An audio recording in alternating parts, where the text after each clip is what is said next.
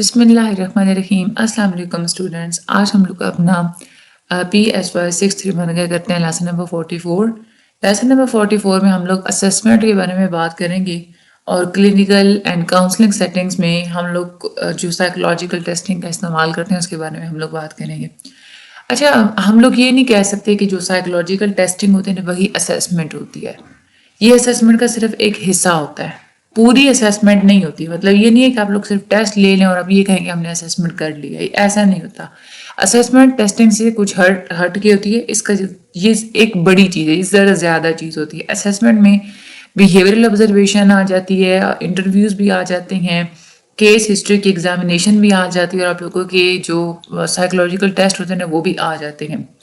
Counselling اور جو clinical settings وغیرہ ہوتی ہیں وہاں پہ آپ لوگ سائیکولوجیکل ٹیسٹ کو الگ سے ٹولز کی طرح استعمال تو کر سکتے ہیں، لیکن بہتر یہ ہے کہ پورا جو اسسمنٹ کا پیکج ہے نا اس میں آپ لوگ ایک حصے کی طرح پہ اس کو استعمال کریں، یعنی کہ ٹیسٹ کا بھی استعمال کریں، ساتھ میں بیہیویئرل آبزرویشن بھی کریں، انٹرویوز بھی لیں اور ایگزامن بھی کریں آپ لوگ کیس ہسٹری وغیرہ کو۔ اب جو ٹیسٹ استعمال ہوتا ہے کلینکل اور کاؤنسلنگ سائیکالوجی میں کیوں استعمال ہوتے ہیں، تو ڈائگنوسس کے لیے ہم لوگ استعمال کرتے ہیں۔ ہم نے ہاسپٹلز اور جو ٹریٹمنٹ گروپس وغیرہ ہوتے ہیں ان کے لیے بھی ہم لوگ اس کو استعمال کرتے ہیں، ہم نے کس قسم کا ٹریٹمنٹ وغیرہ ہم لوگوں نے استعمال کرنا ہے۔ اگر جنرل اسسمنٹ کرنی ہے کسی کے بارے میں اس کے لیے بھی ہم لوگ استعمال کرتے ہیں، اور کوئی جو انسان ہے اس نے کتنا ریکور کیا، اس کے اندر کتنی صحت یابی ہوئی ہے، اس چیز کو کیلکولیٹ کرنے کے لیے ہم لوگ ٹیسٹ کا استعمال کرتے ہیں۔ جتنے بھی انٹیلیجنس اور جو پرسنالٹی ٹیسٹ ہوتے ہیں ان کو آپ لوگ اس مقصد کے لیے استعمال کر سکتے ہیں۔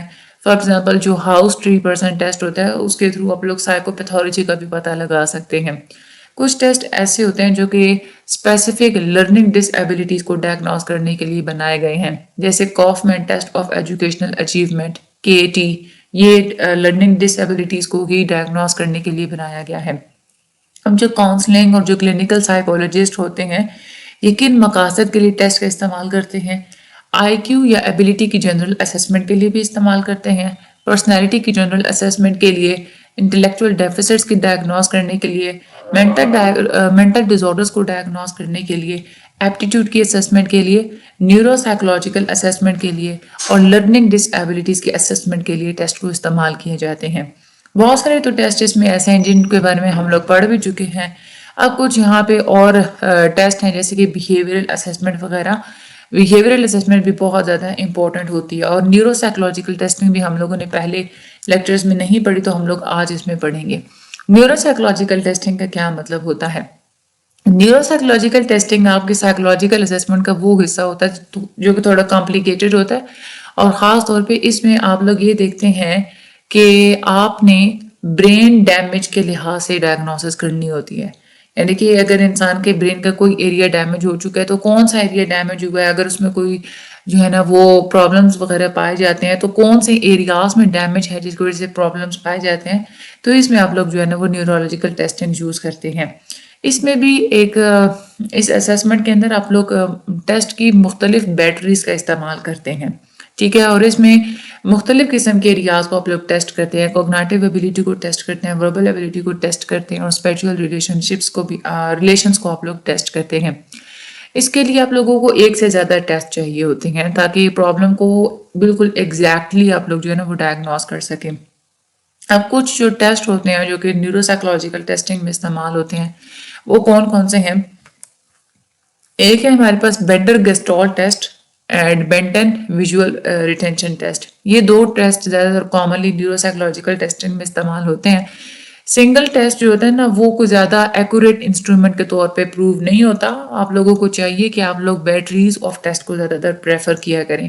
اس کے بعد Halstead Reitan neuropsychological test battery HRB، and اس کے بعد Luria Nebraska neuropsychological battery.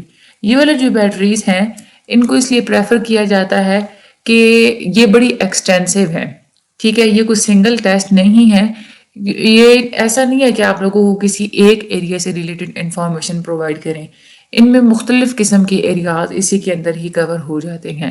اناسٹسی and اربنی کے مطابق آپ لوگ ٹیسٹ کی جو بیٹریز کا استعمال کرتے ہیں، یعنی کہ ایک سے زیادہ ٹیسٹ کا استعمال کرتے ہیں، تو وہ زیادہ یوزفل ہوتے ہیں، اور یوزفل کیوں ہوتے ہیں کیونکہ اس میں یہ ہوتا ہے کہ جتنے بھی نیورولوجیکل اسکلز چاہیے ہوتے ہیں نا وہ سارے کے سارے آپ لوگ ان کو میئر کر سکتے ہیں. اور یہ والی جتنی بھی اسٹینڈرڈائزڈ بیٹریز ہوتی ہیں ان کے تھرو آپ لوگ برین ڈیمیج کو بھی ڈیٹیکٹ کر سکتے ہیں. اور اس میں آپ کے سکسیس ریٹ بھی زیادہ ہوتا ہے کہ آپ کے پاس جو ریزلٹس ہوتے ہیں وہ غلط بھی نہیں ہوتے. اس طرح کی جتنی بھی بیٹریز ہوتی ہیں یہ آپ لوگوں کو ہیلپ آؤٹ کر لیتی ہیں کہ ہیلپ آؤٹ آپ کو کرتی ہیں کہ برین کے کون سے ایریاز امپیئرڈ ہیں، کون سے خراب ہیں، ان کو آپ لوگ آئیڈینٹیفائی کر سکتے ہیں. ایک خاص قسم کے جو سنڈرومز ہوتے ہیں جو کہ ہمارے دماغ کی پیتھولوجی کے ساتھ ایسوسیٹڈ ہوتے ہیں تو وہ بھی آپ لوگ ڈیفرینشیٹ کر سکتے ہیں. دوسرا جو ایک اور ہم لوگوں نے دیکھا تھا اوپر ہیڈنگ میں that is a behavioural assessment. Behavioural assessment کا کیا پروسیجر ہوتا ہے؟ اس میں 3 طرح کے پروسیجرز آپ لوگ استعمال کرتے ہیں. ایک تو سیلف رپورٹ بائی کلائنٹ، اس کے بعد ڈائریکٹ آبزرویشن آف بیہیویئر، اور تیسرا ہوتا ہے فیزیولوجیکل میئرز. اس کی بنا پہ آپ لوگ اگلے بندے کی بیہیویئر کو اسیس کر سکتے ہیں. سیلف رپورٹ کیسے ہوتی ہے؟ سیلف رپورٹ میں مختلف قسم کے انوینٹریز اور مختلف قسم کے چیک لسٹ کا استعمال کیا جاتا ہے. کلینکل انٹرویوز کا بھی استعمال کیا جاتا ہے سیلف رپورٹ کے حساب سے. اس میں آپ لوگ کلائنٹ سے کوسچنز پوچھتے ہیں، وہ خود آپ کو اپنے بارے میں بتاتا چلا جا رہا ہوتا ہے. زیادہ تر جو کامنلی اس کے لیے ٹولز استعمال ہوتے ہیں اس میں ایک ہے بیک ڈپریشن انوینٹری یعنی کہ BDI. اس کے اندر سیلف ریٹنگز کرنی ہوتی ہیں یعنی کہ 21 آئٹمز ہوتے ہیں اور آگے وہ مطلب اسکیلز ہوتے ہیں نا، اس کے آگے ایگری یعنی کہ پریزنٹ، ناٹ پریزنٹ، اس طریقے سے نا سمٹمس وغیرہ ہوتے ہیں. اس ٹیسٹ کے تھرو آپ لوگ اسیس کر سکتے ہیں کہ ڈپریشن کی سیویریٹی کیا ہے. اور دوسرا ہوتا ہے الکوہل یوز انوینٹری. یہ بھی ہے الکوہل کے استعمال سے ریلیٹڈ، اس میں کوسچنز وغیرہ ہوتے ہیں. اور بھی مختلف قسم کے انسٹرومنٹس ہیں جس میں آپ لوگ مختلف قسم کی انفارمیشنز وغیرہ لے سکتے ہیں. اس کے بعد social skills rating system SSRS، یہ بھی ایک طریقہ ہے سیلف رپورٹ کا. اس میں جو پازیٹیو یا جو پرابلمیٹک بیہیویئرز ہوتے ہیں اسٹوڈنٹس کے، چاہے ایجوکیشنل سیٹنگ میں ہوں یا فیملی سیٹنگز میں ہوں، ان کو آپ لوگ ایویلویٹ کر سکتے ہیں.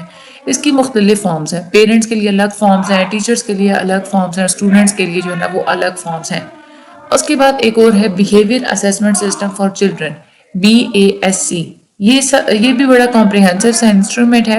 اس پہ کیا ہوتا ہے کہ بیہیویئر ریٹنگ سکیلز ہوتے ہیں. ٹیچر اور جو پیرنٹس ہوتے ہیں ان کو سکیلز دے دیے جاتے ہیں اور وہ آپ لوگوں کو ریٹنگ کر کے بتا دیتے ہیں کسی بچے کے بیہیویئر کے بارے میں. ایون کہ بچہ خود بھی سیلف رپورٹ کوسچنیئر کا بھی استعمال کر سکتا ہے. کوسچنیئر ہوتا ہے اور وہ خود جو ہے نا اس کو سالو کر سکتا ہے. آپ لوگ اس سے بھی اندازہ لگا سکتے ہیں. یہ والا جو سسٹم ہے اس میں آپ لوگ کلاس روم کے اندر جو بچے کا بیہیویئر ہوتا ہے اس کو کوڈ بھی کر سکتے ہیں، ریکارڈ بھی کر سکتے ہیں. اور اس میں کیا ہوتا ہے کہ اگر آپ لوگ ڈیولپمنٹل ہسٹری چاہتے ہیں کہ بچے کی ڈیولپمنٹ کس طریقے سے ہوئی تو آپ لوگ پیرنٹ سے اسٹرکچرڈ انٹرویو بھی لے سکتے ہیں. تو اس طریقے سے آپ لوگ بچے کی جو ہے نا وہ بیہیویئرل اسیسمنٹ کر سکتے ہیں. اس کے بعد that is a direct observation of behaviour. Psychologist, parents, teachers اور دوسرے جتنے بھی لوگ ہوتے ہیں ڈائریکٹ آبزرویشن کا بھی استعمال کر سکتے ہیں. لیکن اس میں یہ ہوتا ہے کہ جو آبزرویشن ہوتی ہے یہ نیچرلسٹک سیٹنگ میں ہونی چاہیے، یعنی یہ ایک نیچرل انوائرمنٹ میں ہونی چاہیے. اور آبزرویشن کو آپ لوگ نیریٹیوز کی فارم میں بھی ریکارڈ کر سکتے ہیں یعنی کہ نوٹس بنائیں. چیک لسٹ کا بھی آپ لوگ استعمال کر سکتے ہیں یعنی کہ اپنے پاس ایک چیک لسٹ رکھتے ہیں. اگلے بندے کو آپ لوگ آبزرو کرتے چلے جا رہے ہوتے ہیں، اس میں جو جو چیزیں موجود ہوتی ہیں وہ آپ لوگ ٹیک کرتے چلے جا رہے ہوتے ہیں. ریٹنگ سکیلز بھی ہوتے ہیں، بندے کو آپ لوگ آبزرو کر کے ریٹنگ سکیل کو جو ہے نا آپ لوگ چیک مارک کر رہے ہوتے ہیں. اس کے بعد اور بھی ریکارڈ کرنے کے بھی مختلف فارمز موجود ہیں. آڈیو اور ویڈیو ریکارڈنگز بھی آپ لوگ اس میں کر سکتے ہیں. تیسرا جو ایک اور طریقہ ہوتا ہے that is a behaviour assessment کا، that is a physiological measure. یہ پرابلم کی نوعیت کے حساب سے آپ لوگ فزیولوجیکل میئرس کا بھی استعمال کرتے ہیں. جیسے انزائٹی کا کیس ہے، سلیپ ڈس آرڈرس کا کیس ہے، یا اس طرح کے سملر کیسز ہیں تو آپ لوگ فزیولوجیکل میئرس بھی کرتے ہیں.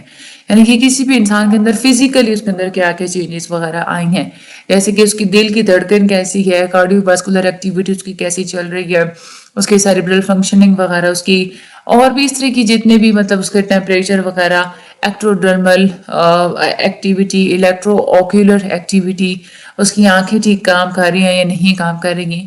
یہ والی جو میئرز ہوتی ہیں ان کو ہم لوگ فزیولوجیکل میئرز کہتے ہیں. مختلف قسم کی جو اسیسمنٹ ٹیکنیکس ہوتی ہیں ان کی اپنے اپنے کچھ ایڈوانٹیجز اور ڈس ایڈوانٹیجز بھی ہوتے ہیں. اب سائیکولوجسٹ خود اپنی مرضی سے کوئی بھی میتھڈ چوز کر سکتے ہیں جو کہ ان کے لگ رہا ہوتا ہے کہ ہمارے یہ پرپز سے زیادہ بیسٹ فٹ رہیں گے، اور اپنے حساب سے جو ان کو لگ رہا ہوتا ہے کہ اس ٹیکنیک کی لیمیٹیشنز کم ہوں گی تو وہ اس ٹیکنیک کا استعمال کرتے ہیں۔ یہ تھا ہمارا آج کا لیکچر۔ انشاءاللہ اگلا لیکچر جو ہے نا وہ ہمارا آخری لیکچر ہوگا، اس میں ہم لوگ اوور ویو پڑھیں گے۔ اور آپ لوگ یہ نا بہت سارے ایسے اسٹوڈنٹس ہوتے ہیں پوچھ رہے ہوتے ہیں کہ آخری جو لیکچر ہوتا ہے جس میں اوور ویو ہوتا ہے اس میں سے پیپر آتا ہے یا نہیں آتا؟ اکثر پیپر آتا ہے، اکثر پیپر آتا ہے، چاہے آپ لوگوں کے اوور ویو میں مڈ والا پورشن لکھا ہوا ہو یا فائنل والا لکھا ہو، پیپر آتا ہے، ٹھیک ہے نا۔ اس کو ایک الگ لیکچر کے طور پہ ہی اس کو جو ہے نا وہ لیا جاتا ہے، اس میں سے پیپر بنایا جاتا ہے، اس کو آپ لوگ چھوڑ نہیں سکتے۔ انشاءاللہ اگلے لیکچر میں ہم لوگ اوور ویو کریں گے، ٹھیک ہے، اور اس میں آپ کو خوشی بھی بڑی ہوگی کہ ہمارا آج جو ہے نا وہ آخری چیپٹر ہے، ٹھیک ہے۔ باقی چینل کو سبسکرائب کرنا مت بھولیے گا، مجھے اپنی دعا میں یاد رکھیے گا، ویڈیو کا شیئر لازمی کیجیے گا۔ Thank you so much and اللہ حافظ۔